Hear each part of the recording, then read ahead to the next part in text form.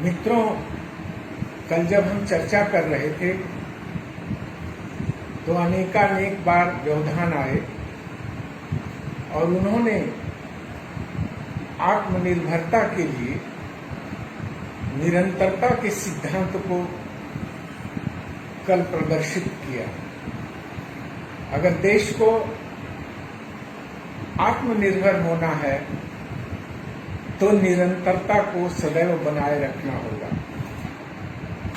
चर्चा हम कर रहे थे कृषि क्रांतियों की। हम कह रहे थे कि अन्न का उत्पादन 6 गुना बढ़ा, अंडा, दूध, फल सब्जियों का उत्पादन तो 10 गुना से ज्यादा बढ़ा, मछली का उत्पादन तो 15 गुना बढ़ा और उसी काल में अंडे का उत्पादन तो 50 गुना बढ़ा। अंडे का उत्पादन करीब करीब 20% की कंपाउंड ग्रोथ रेट से बढ़ा।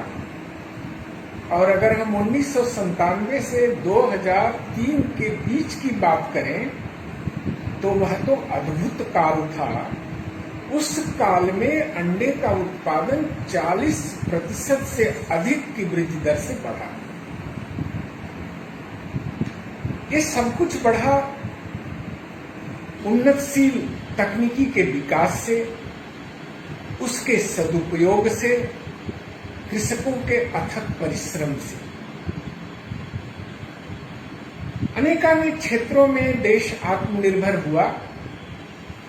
तिलहनी और दलहनी फसलों में आशातीत बढ़ोतरी नहीं हुई थी, पर अगर वहां भी हम देखते हैं तो विगत 20-25 वर्षों में अगर हम देखें तो तिलहनी फसलों का उत्पादन 3 गुना हो गया। दलहनी फसलों का उत्पादन भी पिछले वर्ष से अगर आप देखते हैं तो बहुत कुछ बढ़ गया। मैं चर्चा कर रहा था कि 1962 और 1965 के जो युद्ध हुए देश में, उस समय PL 480 में गेहूं विदेशों से आता था। मैं एक छोटा बच्चा था और देखता था। हम लोगों के घरों में लेवी के जौ और चने वसूल करने के लिए पुलिस भी आती थी और मैं देखता था कितने मर्माहत होकर के किसान उसको देते थे, क्योंकि उनके पास अपना जीवन यापन करने के लिए भी उपयुक्त मात्रा में अन्न नहीं होता था। तो 22 और 62 और 65 में हमारे तब के माननीय प्रधानमंत्री जी ने 1 जून का खाना एक दिन छोड़ा और पूरे देश से आह्वान किया था। हम सब लोग एक दिन भोजन नहीं करते थे, पर आज हमारे अन्न के भंडार भरे हुए हैं। आज कहीं अन्न की कोई कमी नहीं है। आज सब्जियों की कहीं कोई कमी नहीं है। आज फलों की कहीं कोई कमी नहीं है। आज दूध की कहीं कोई कमी नहीं है और मछली, अंडे की कहीं कोई कमी नहीं है। क्या हमने कभी सोचा कि तब हम 140 million hectare plus minus 2 million hectare में खेती करते थे और आज भी हम 140 प्लस माइनस 2 मिलियन हेक्टेयर में ही खेती करते हैं। खेती का रकबा नहीं बढ़ा। आबादी करीब करीब 4 गुना हो गई, फिर भी हमारे भंडार भरे हुए हैं। इसलिए हम वंदन करते हैं कृषकों का, वंदन करते हैं नीति निर्धारणकर्ताओं का, वंदन करते हैं वैज्ञानिकों का। मैं हमेशा अपने वैज्ञानिक मित्रों से कहता रहता था, आप जीवन में सुनने के लिए पैदा हुए और सुन करके काम करने के लिए पैदा हुए। ऐसा मैं क्यों कहता था? ऐसा मैं आज भी क्यों कहता हूं और ऐसा हमें क्यों कहते रहना चाहिए एक कृषि वैज्ञानिक को, एक कृषि कार्यकर्ता को? वो इसलिए कि पूरे विश्व की 17.78% आबादी भारतवर्ष में है। पूरे विश्व का मात्र 4.2% पानी हमारे देश में है और पूरे विश्व का मात्र 2.3% जमीन भारतवर्ष के पास है। और इस पर 17.78% जनसंख्या के भार के साथ ही 11% प्रतिशत पशुधन का भी भार इस धरती पर है। तो हमारी जो धरती है उस पर औसत आबादी जो दुनिया की है उससे 5 से 6 गुना ज्यादा भार है हम मानवों का, पशुओं का। तो इनका भरण पोषण करना, कुपोषण निवारण करना, आय, कृषकों की आय में बढ़ोतरी करना, जहां छोटे छोटे जोत हैं, बिखरे बिखरे जोत हैं, किसानों के पास इनपुट सपोर्ट सिस्टम का काफी कुछ अभाव है, प्रशोधन, प्रसंस्करण, भंडारण, वाणिज्य, विपणन की अनेकानेक व्यवस्था तो हुई, लेकिन बहुत कुछ करना बाकी है। तो अगर आत्मनिर्भर हमें देश में होना है तो कृषि के मूल मंत्र को हमें समझना पड़ेगा, क्योंकि 17.78% आबादी, 4.2% पानी, 2.3% जमीन ही मात्र हमारे पास है। इसलिए विचारणीय यह है कि यह कैसे होगा और इसमें हमें क्या करना पड़ेगा। उत्पादन तो होता है, उपभोग भी होता है। अभी आप देखे होंगे इस कोरोना काल में, चाहे सब्जी हो, चाहे फल का उत्पादन हो, चाहे दूध का उत्पादन हो, चाहे मछली का उत्पादन हो, चाहे अंडे का उत्पादन हो, या वो चीजें जो पेरिशेबल, जो जल्दी से खराब हो जाती हैं, हमारे कृषक भाइयों और बहनों को बहुत नुकसान हुआ। एक तरफ उपभोक्ता को ये चीजें मिली नहीं है और दूसरी तरफ ये जो उत्पादित वस्तुएं हैं उन तक पहुंची नहीं है और किसान के ये उत्पाद कौड़ियों के भाव बिके हैं। ऐसी परिस्थितियों से निजात पाने के लिए आत्मनिर्भरता के सिद्धांत को प्रतिपादित करते हुए आगे बढ़ाने के लिए हमें निवेश करना पड़ेगा एक ऐसी देश में प्रणाली विकसित करने के लिए जो उत्पादन से उपभोग तक की प्रणाली हो। हमें ऐसी प्रणाली उत्पादन से उपभोग तक की बनानी पड़ेगी जो समेकित हो, जो समग्र हो। यह ऐसी प्रणाली हो जिसमें इनपुट सपोर्ट सिस्टम से शुरू करके उत्पादन, प्रशोधन, प्रसंस्करण, भंडारण, वाणिज्य, विपणन, मूल्य संवर्धन, विविधीकरण, इन विभिन्न आयामों को समाहित करना पड़ेगा। इस तरह की प्रणाली हमारे देश में नहीं है और इस प्रणाली की आत्मनिर्भरता को निरंतरता देने के लिए इसकी अत्यंत आवश्यकता है। जैसा मैंने कहा, पूरे विश्व का मात्र 2.3% जमीन ही भारतवर्ष में है, तो ये हमारी एक अमूल्य निधि है। हमने कहा 140 प्लस माइनस 2 बिलियन हेक्टेयर में खेती तब होती थी और अब होती है, पर इस जमीन में हो क्या रहा है? इस जमीन में पंजाब, हरियाणा और पश्चिमी उत्तर प्रदेश की जो उत्पादकता देश को सिरमौर बनाती थी, उसकी उत्पादकता पर कुठाराघात हो रहा है।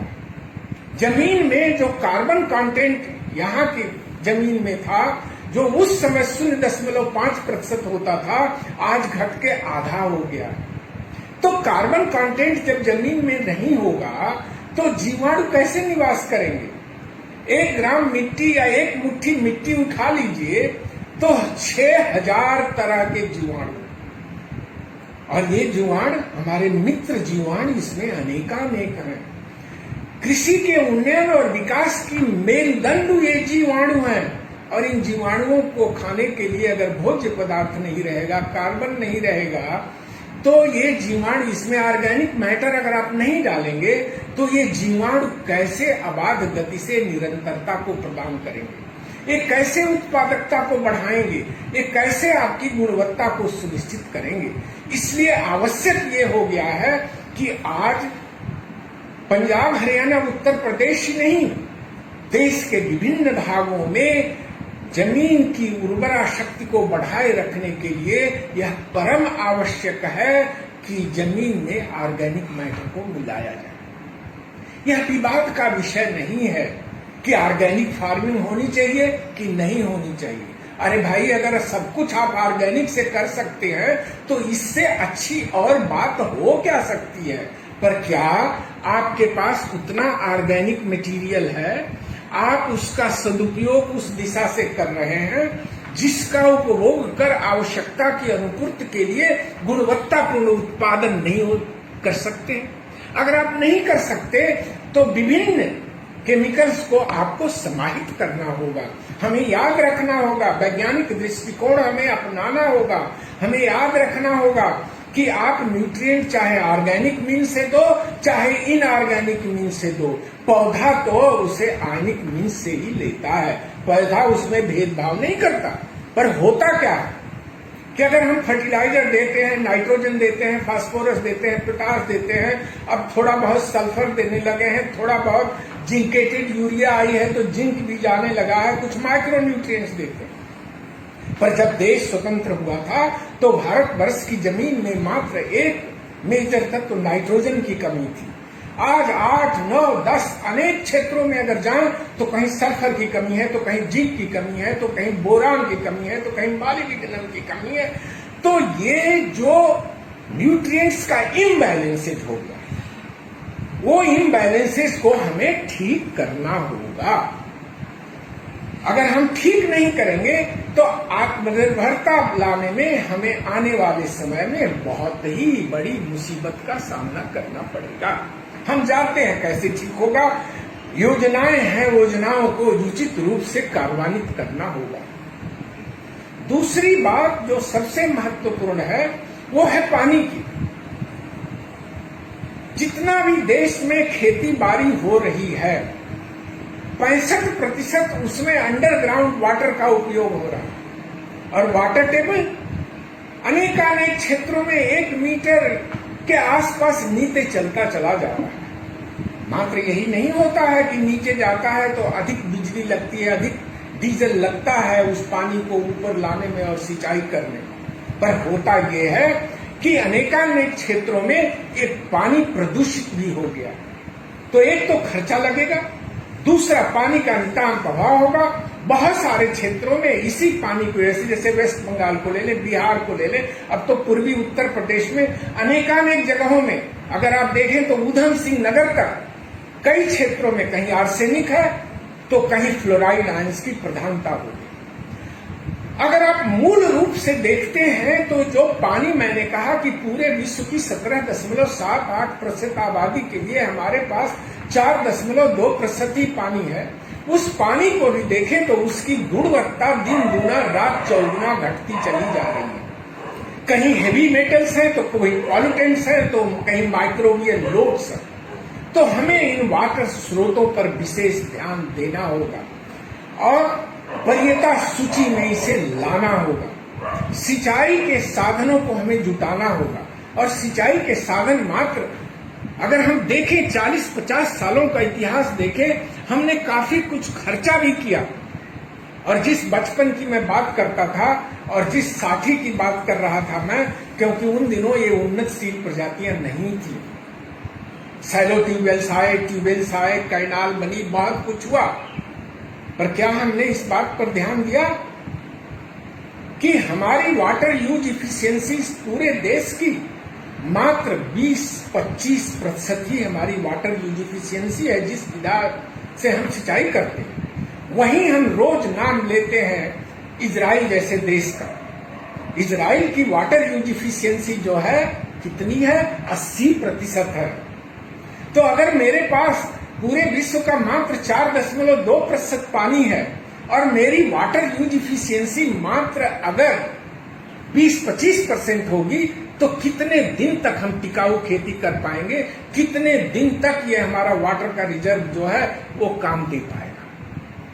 जहां तक न्यूट्रिएंट इम्बैलेंस की बात हम कर रहे थे, आज एक 121 मिलियन हेक्टेयर के आसपास करीब 24% जो पूरे देश की जमीन है वो केमिकल डिग्रेडेशन का शिकार है। हमारी करीब 25-26 मिलियन हेक्टेयर ऐसी जमीन है जो एसिड सॉइल्स है। वहां एल्यूमिनियम की टॉक्सिसिटी है, बोरान की डिफिशियंसी है, आयरन की टॉक्सिसिटी है। 7-8 मिलियन हेक्टेयर ऐसी जमीन है जहां सेलिनिटी है, अल्कलिनिटी है। इस तरह से अनेकानेक ऐसे क्षेत्र हैं जहां पर माइक्रोन्यूट्रिएंट की डिफिशियंसी और डिग्रेडेशन है। तो इस पर एक निश्चित रूप से कार्य योजना बना के, कार्य योजना तो बहुत बनती है, उनको सुचारू रूप से ग्राउंड पर चलाना होगा। हमने सॉइल टेस्ट किए, सॉइल टेस्ट तो हम 1955 से ही कर रहे हैं। ये बात और है कि उस पर बहुत जोर दिया गया, अच्छा जोर दिया गया। 500 से 600 करोड़ रुपया उसमें खर्च हुआ, और ऐसे अच्छे काम में और भी पैसा खर्च हो तो अच्छी बात होगी। पर हमने उसमें किया क्या? हमने नाइट्रोजन किया, फास्फोरेट किया, सल्फर किया, 4-5 माइक्रोन्यूट्रिएंट्स किए, पीएच किया, इसी की सेलेनिटी अल्कलिनिटी मापने का, और फिजिकल प्रॉपर्टी देख ली। और जैसा मैंने कहा 80 से 90% सॉइल की बायोलॉजिकल प्रोसेसेस तो माइक्रो सॉइल बायोटा से होती है, माइक्रो ऑर्गेनिज्म से होती है, और सॉइल बायोटा हम करेंगे ही नहीं। सॉइल बायोटा हमने किया ही नहीं, तो किस बात का ये सॉइल हेल्थ कार्ड है भाई?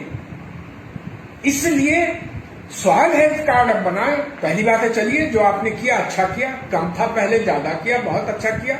लेकिन एक डॉक्टर के पास आप जाते हैं, डॉक्टर आपको दवाई लिख देता है कि ये चीज है, ये चीज है, ये चीज है, तो आपको डॉक्टर ये भी तो बताता है कि क्या करें, क्यों करें, कब करें, कैसे करें, क्या न करें, क्यों न करें। तो आपको किसान को बताना पड़ेगा ना कि भाई तुम्हारे जमीन में इस चीज की डिफिशियंसी है, इस तरह की कमी है, तो वो चीज उपलब्ध ही नहीं कराना पड़ेगा।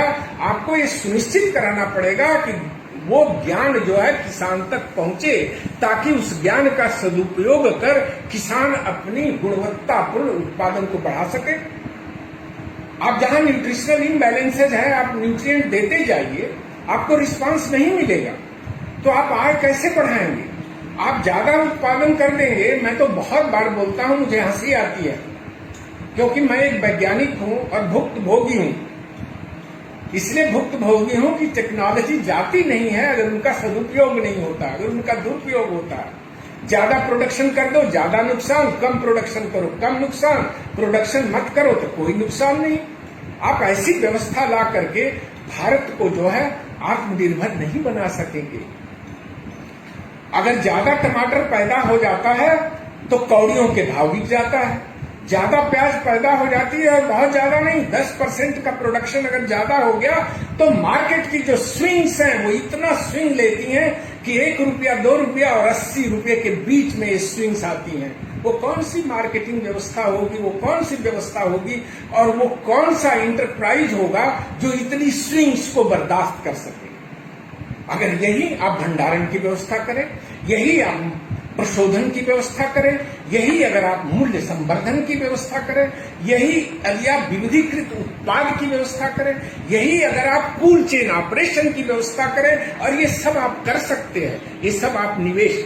कल मैं इस बात को कह रहा था, पूरा देश बड़ा खुश है, हम भी बहुत खुश हैं। किसान वंदनीय है, पूजनीय है, पर किसान की कर्ज माफी करके आप उसे आत्मनिर्भर बना सकते हैं। अच्छी बात है, आपने कर्ज माफी की, आप 2000, 4000, 6000, 8000 रुपया देते हैं, अच्छी बात है, पर इससे क्या किसान आत्मनिर्भर होगा? इससे क्या वो अपने पैरों पर खड़ा हो सकेगा? कभी नहीं। इसलिए आवश्यकता है कृषि में निवेश की, आवश्यकता है कृषि में मूल साधनों की व्यवस्था करने की, आवश्यकता है कृषि में उपयोग होने वाले इनपुट सपोर्ट सिस्टम की लॉजिस्टिक्स प्रोवाइड करने की, आवश्यकता है उन्नतशील प्रजातियों के गुणवत्तापूर्ण बीज उत्पादित करने और किसानों तक पहुंचाने की, आवश्यकता है पौधरोपण सामग्री गुणवत्तापूर्ण उत्पादित हो और पहुंचे, आवश्यकता है मछली उत्पादन को बढ़ाने के लिए गुणवत्तापूर्ण जीरे के उत्पादन की, आवश्यकता है ब्रूड स्टॉक लाने की, आवश्यकता है उनका सदुपयोग कर उन्नतशील चीजों के बीजों के उत्पादन करने की। तो ये सारी चीजें जो हैं हो तो रहा है, अगर होता नहीं तो इतना उत्पादन कैसे होता? पर जो आने वाली चुनौतियां हैं वो इतनी बड़ी चुनौतियां हैं। जब मैं दृष्टिपात करता हूं हिमालयन रीजन पर, और जब मैं देखता हूं कि आज हमारे करीब 83 ग्लेशियर्स जो है मैप हुए हैं, और जब हम उन्हें देखते हैं कि 1100 स्क्वायर किलोमीटर जो मैप हुआ है उसमें 1 मीटर से लेके 63 मीटर तक ग्लेशियर हर साल रिसीड कर रहे हैं। ये हो रहा है। ये आने वाले समय में जो परिवर्तन होंगे उसमें और ज्यादा होंगे। तो जो इंडो गंगेटिक एलुवियम है, जहां सबसे बड़ा आपका भार है, वहां पानी की उपलब्धता पर असर पड़ेगा। और अगर आप एशियन रिपोर्ट को देखते हैं तो जो क्लाइमेट चेंज मैनेजमेंट है, इसमें सीधे आता है कि 1 से 10 वल्नरेबिलिटी स्केल पर इंडो गंगेटिक एलुवियम जो सबसे ज्यादा प्रोडक्टिव है वो 9 पर है। तो 0 to 10 स्केल पर 9 पर है। चाहे वो इंसेक्ट हो, चाहे पेस्ट हो, चाहे डिजीज हो, चाहे न्यूट्रिशनल इम्बैलेंसेज हो, चाहे जो है कार्बन की कमी हो, आप अनेकानेक चीजों को ले लीजिए। अब हमने कहा कि पूरे विश्व का मात्र 2.3% पानी भारतवर्ष में है। विकास तो हो रहा है, पर प्रश्न उठता है कि क्या वो प्लांट विकास है? अब ऐसा मैं क्यों कह रहा हूं? अब घर में, गांव में ईंटा के भट्ठे बनेंगे, लगेंगे ही, क्योंकि घर बनना है, दूसरे आपके सामान नहीं है।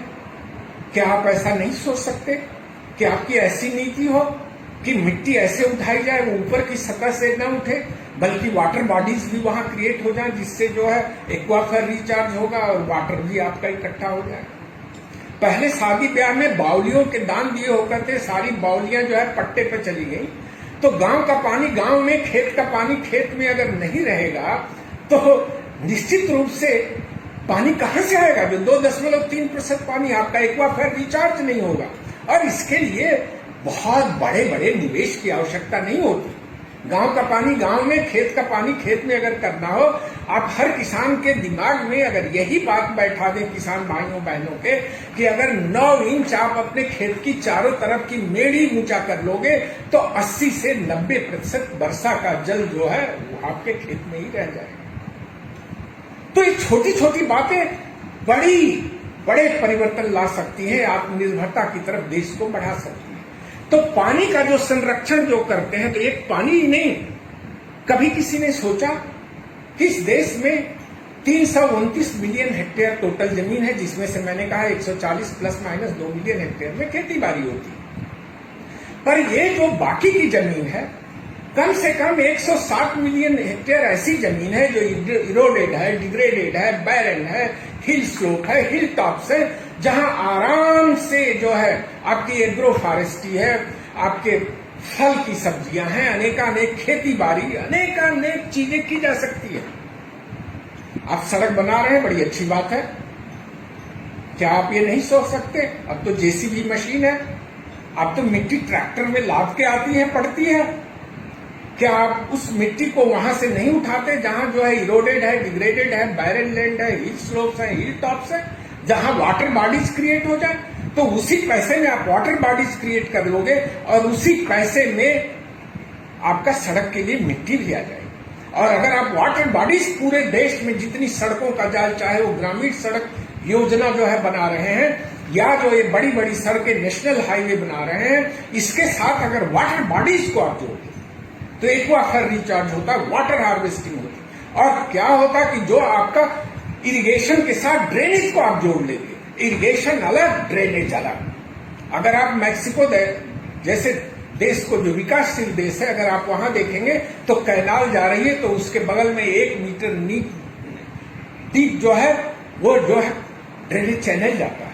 तो पानी कैनाल का जो रिश्ता है उसी ड्रेनेज चैनल में जाता है और उस ड्रेनेज चैनल से फिर कैनाल में लिफ्ट कर दिया जाता है। तो जमीन जो इतनी बरदार होती, इंदिरा गांधी कैनाल एरिया जो राजस्थान जैसे में है, वहां पर ड्रेनेज की समस्या वहां हो रही है। तो देश में इरिगेशन और ड्रेनेज और ये जो रोड बनना है, इनको एक दृष्टि में देखना, वाटर हार्वेस्टिंग को भी इनके, इसीलिए मैं कहता हूं और प्रश्न चिन्ह लगाता हूं कि ग्रोथ तो हो रही है, सड़क तो बन रही है, पर मैं प्रश्न चिन्ह लगाता हूं कि क्या प्लांट ग्रोथ है? अगर आप मिट्टी वहां से उठाते जहां वाटर बॉडी भी क्रिएट हो जाती, जो इरोडेड, डिग्रेडेड, बैरन लैंड अगर यूज हो जाती, तो मैं इसको कहता कि बहुत टिकाऊ, सस्टेनेबल, लॉन्ग टर्म पर्सपेक्टिव का ये काम है, इसे हम कर सकते हैं। नदियों के किनारे चर्चा चलती है, बहुत वर्षों से सुन रहा हूं। हम ब्राजील तो नहीं है कि इतने जो है हमारे पास वन प्रदेश हो जाएंगे, इतनी आबादी है, इतनी कम जमीन है। पर जो हमारी रोटेड लैंड है, जो डिग्रेडेड लैंड है, जो रिवाइन्स हैं, जो नदियों के किनारे हैं, उन नदियों के किनारे हम पेड़ क्यों नहीं लगा सकते? योजना तो बहुत बनती है, पर सवाल यह है कि योजना बनाने में मूल मंत्र है पौधरोपण सामग्री कहाँ क्या लगेगा, कैसे लगेगा, और उसकी योजना 5 बरस, 10 बरस, 20 बरस, 25 बरस की आपको योजना land reform, land system, eroded degraded barren lands को बनाने के लिए, रिवाइन्स इनको यूज करने के लिए, इनको आच्छादित करने के लिए आपको योजना बनानी पड़ेगी, आपको निवेश करना पड़ेगा। मनरेगा में आप काम देते हैं, बहुत परिवर्तन उसमें हुए, बहुत सारे अच्छे परिवर्तन भी हुए, पर आपको ये सोचना पड़ेगा कि ये मनरेगा के काम को हम प्रोडक्टिव एसेट में कैसे जोड़ दें। अगर आप प्रोडक्टिव एसेट में इस काम को जोड़ देंगे तो निश्चित रूप से ये टिकाऊ खेती के लिए और सर्वमुखी उन्नयन और विकास के लिए मार्ग को प्रशस्त करेगा। अगर गांव में काम नहीं है तो बगल में काम में, ब्लॉक में काम में हो सकता है, उसके लिए थोड़ा आपको धन की उसी में से और जरूरत पड़े, लोगों को सुबह ले जाइए और शाम को करा के काम वहां पर छोड़ जाइए, लेकिन प्रोडक्टिव एसेट जो है आपको कन्वर्ट करना पड़ेगा एग्रीकल्चर। निवेश मैं क्यों कह रहा हूं और निवेश पर क्यों मैं बार बार प्रश्न चिन्ह लगा रहा हूं, मुझे काफी दुख होता है। आज हमारे पास कितना ज्ञान है, हम कहते हैं बहुत ज्ञान है, पर अगर आप सोचें तो जो आज हमारे पास ज्ञान है वो अज्ञान का रंच मात्र है। किसी भी देश और काल में जो ज्ञान हमारे पास होगा वो अज्ञान का रंच मात्र ही होगा, और आज के बौद्धिक संपदा अधिकार में ज्ञान ही धन है, और ज्ञान अगर अनंत है तो धन की प्राप्ति भी अनंत है।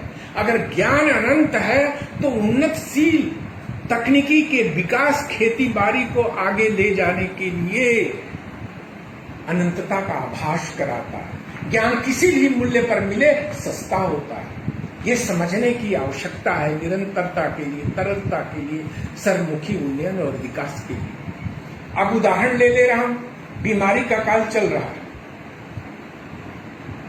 इस बीमारी काल में क्या ये नहीं हो सकता कि आप ये नहीं सोच सकते कि रस्ट तो आपने सबने देखा होगा गेहूं में, लेकिन धान में किसी ने रस्ट नहीं देखा होगा।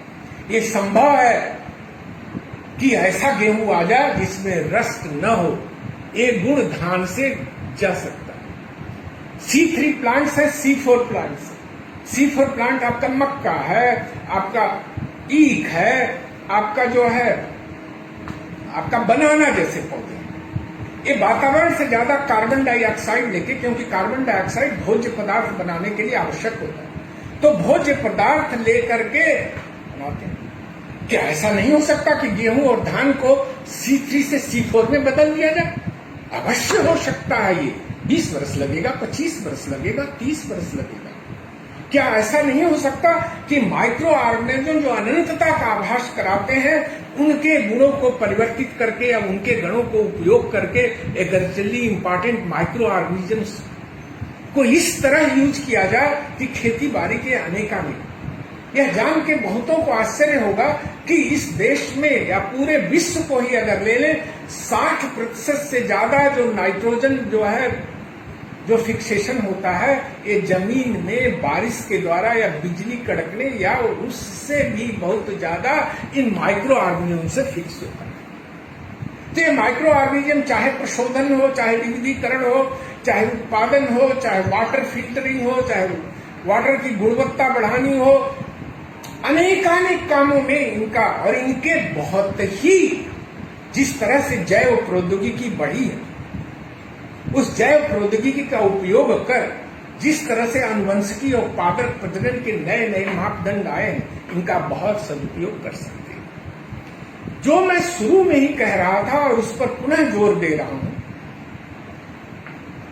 हम वेजिटेबल की बात करते हैं, हम क्रॉप की बात करते हैं, हम लाइव स्टॉक की बात करते हैं, हम फिशरीज की बात करते हैं, हम एग्रो फॉरेस्ट्री की बात करते हैं, हम animal husbandry, crop husbandry, vegetable husbandry, आप चले जाइए, हर हस्बेंड्री की बात करते हैं, पर हम लैंड हस्बेंड्री की बात नहीं करते।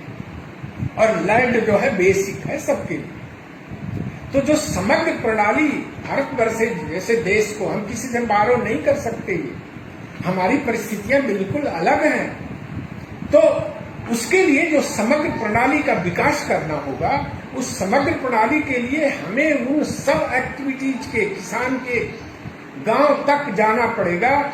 मछली उत्पादन, दुग्धोत्पादन, पशुपालन से लेके पौधरोपण, कृषि, वेजिटेबल, सारे को समाहित करना पड़ेगा। पर अफसोस की बात यह है कि ये सारा का सारा स्पेशलाइजेशन के नाम पर डिसइंटीग्रेशन की तरफ जा रहा है। ये आपस में system wide, system approach with A system perspective हो ही नहीं रहा है। ये इसलिए नहीं हो रहा है कि विभिन्न विभाग में हार्मोनाइजेशन हो नहीं रहा है, कमांड कंट्रोल स्ट्रक्चर जो है एक साथ आ नहीं रहा है, सिनर्जीज डेवलप नहीं हो रही है, कॉम्प्लीमेंटरिटी कैपिटलाइज हो नहीं रही है। इसलिए आवश्यकता इस बात की है कि हमें रिएक्शन देने की जरूरत नहीं है।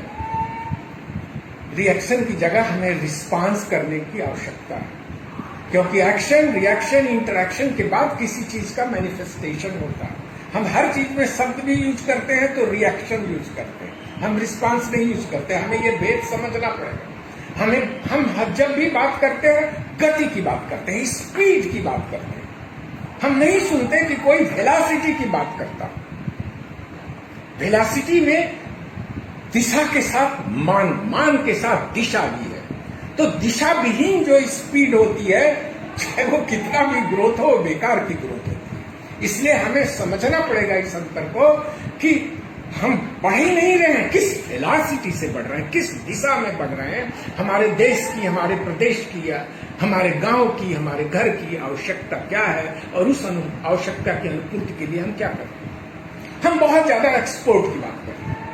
किसी भी देश और काल में भारतवर्ष 1% से ज्यादा ग्लोबल एग्रीकल्चर ट्रेड का हिस्सा नहीं रहा और आने वाले किसी भी देश और काल में 2% से ज्यादा तो हो ही नहीं सकेगा। आप चाहे कोई भी एस्टिमेट और स्टेटिस्टिक्स लगा लीजिए, अब 2% तो इनसिग्निफिकेंट। यही हमारे लिए सबसे खुशी की बात है।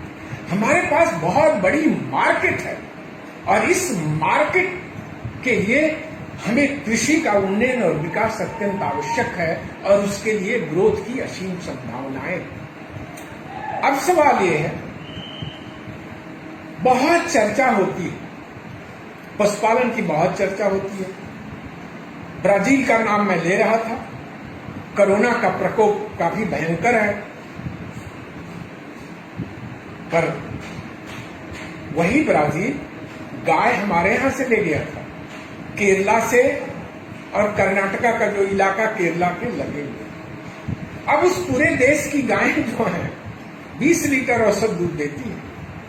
हमारे पास जितने डिस्क्रिप्ट ब्रीड हैं, उन डिस्क्रीट ब्रीड का अगर हम उन्नयन और विकास नहीं करेंगे, हम क्रॉस ब्रीड के पीछे पड़कर रहेंगे, तो निश्चित रूप से उन्नयन और विकास नहीं हो पाएगा। इसलिए आवश्यकता इस बात की है कि इसमें निवेश किया जाए, इसमें निरंतरता लाई जाए। मछली का उत्पादन, जैसे मैंने कहा कि 15 गुना बढ़ गया, पर ये 15 गुना पर अगर आप दृष्टिपात करेंगे, जो अंतस्थलीय मछली है, जो इनलैंड एक्वाकल्चर है, ये सारी की सारी ग्रोथ वहां से आ रही है। जो समुद्री मछली है उसका तो कंपाउंड ग्रोथ रेट 1%, 1.5% के आसपास है। अब अंतस्थलीय मछली की कितनी संभावना है। भारतवर्ष को ही नहीं, एशिया को खिलाने की सामर्थ्य आप रखते हैं।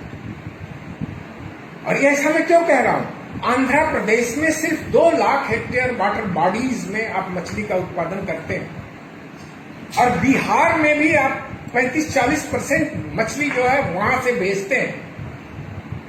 भाई बिहार में तो 8 लाख एकड़ चौर लैंड है। चौर लैंड वो लैंड होती है जहां 6 महीने, 8 महीने, 5 महीने पानी लगा रहता है। अगर उन वाटर बॉडीज में आप मत्स्यस्थलीय मछली का उत्पादन करने लगे तो कितना रोजगार का सृजन होगा और कितना जो है आय में वृद्धि होगी। जिन सड़कों की मैं बात कर रहा था कि सड़क बना रहे हैं, वो तो अच्छी बात हो रही है, ईंट के भट्ठे यूज कर रहे हैं, वो तो अच्छी बात कर रहे हैं, पर अगर उसी के साथ अगर ये वाटर बॉडीज का क्रिएशन आप कर लेते, इरोडेड, डिग्रेडेड, बैरन लैंड जो बहुत सारी पड़ी हुई है, तो उससे क्या होता, रोजगार का सृजन होता, वाटर का संचय होता और प्रोडक्टिविटी आपकी बढ़ती और साथ ही साथ गुणवत्तापूर्ण उत्पादन होता। उसी तरह से मैं तो बहुत दिन में 2-4 बार जब मुझे याद आता है, किसी का फोन आता है, लोग बताते रहते हैं, तो मैं नमन करता हूं वैज्ञानिकों को। रोज कुछ न कुछ होता है। और तो सब छोड़ दीजिए, आप सूकर पालन किया, ऐसी ऐसी उन्नतशील प्रजातियां देश में विकसित हैं कि पुरानी प्रजातियां अगर साल भर में 35 किलो बॉडी वेट लेती हैं, तो उन्नतशील प्रजातियां साल भर में 1 क्विंटल 20 केजी बॉडी वेट लेती हैं। लेकिन अगर उनके पिगलेट्स आप नहीं बनाएंगे और किसान तक नहीं ले जाएंगे, तो उनका लाभ कैसे मिलेगा? जैसे मैंने कहा, पोल्ट्री